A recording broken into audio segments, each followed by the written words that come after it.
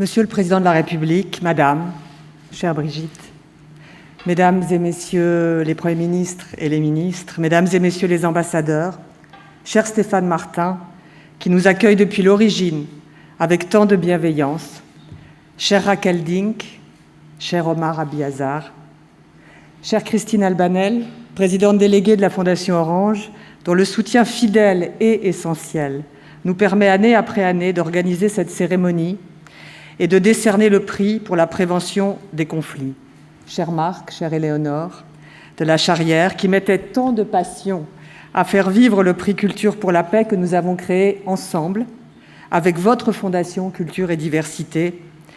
Et depuis 2006, cher Marc, votre Fondation Culture et Diversité a permis à plus de 30 000 jeunes défavorisés d'accéder à l'art et à la culture.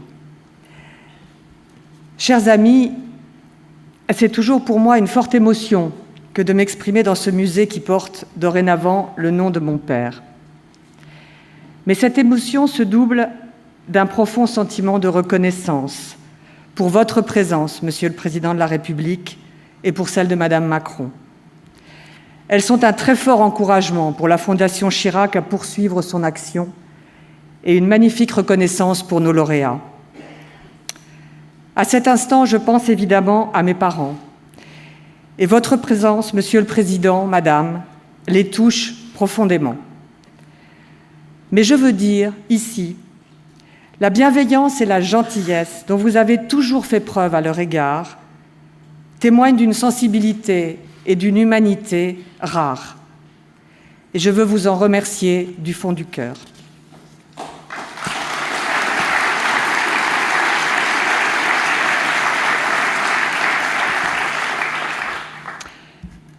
Imaginez la France confrontée à l'arrivée de près de 20 millions de réfugiés sur son sol.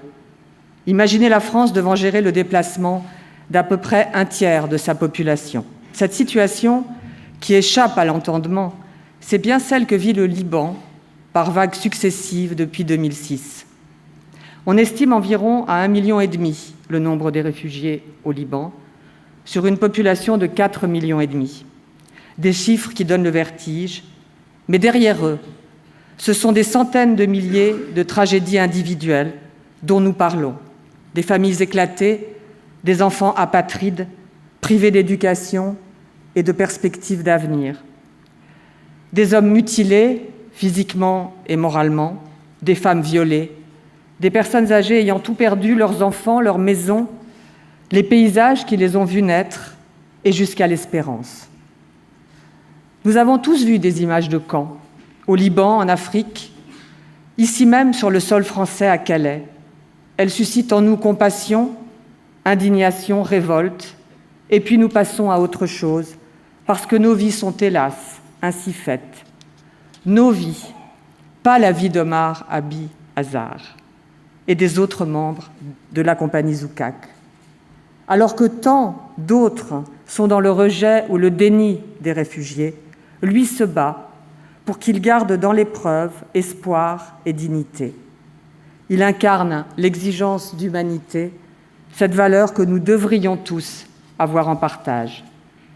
Cher Omar, c'est un grand honneur pour moi d'être sur scène à vos côtés. Nous sommes ici dans un théâtre, votre univers. Parce que le théâtre parle fort et parle haut, pour reprendre le mot d'Hugo, la compagnie Zoukak a fait de cet art le moyen privilégié d'un engagement radical, notamment auprès des populations déplacées et réfugiées. Par la création et l'écriture collective, par l'interprétation théâtrale, vous permettez à ceux qui ont tout perdu de mettre des mots sur leurs souffrances, sur leur rage, sur leurs espoirs, quand il leur en reste un. Là où il y avait du silence, vous faites naître une parole. Là où il y avait de l'indifférence, la capacité à regarder l'autre, là où il y avait enfermement, vous ouvrez une fenêtre. Cette action est politique, au sens le plus noble et le plus puissant du terme. Bien sûr, ce n'est qu'une goutte d'eau dans l'océan de souffrances humaines dont nous sommes chaque jour les témoins effarés.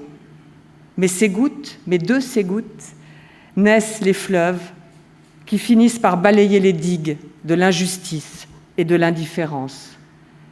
Cher Omar, en hommage à votre combat pour la dignité et le respect et la paix, ce combat que vous incarnez avec la compagnie Zoukak, je suis, au nom de la Fondation Chirac et de la Fondation Culture et Diversité, très heureuse de vous remettre aujourd'hui le prix Culture pour la paix.